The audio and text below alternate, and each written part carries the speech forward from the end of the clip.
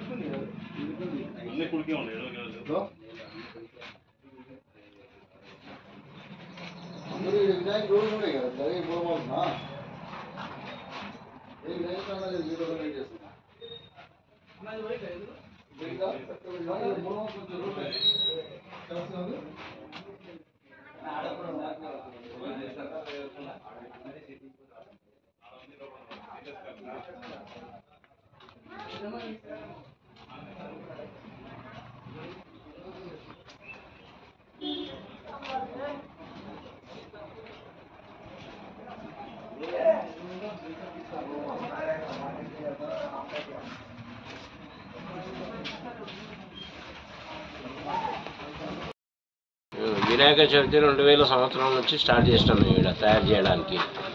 2000 సంవత్సరం నుంచి దాదాపుగా 24 ఏళ్ళు నడుస్తుంది.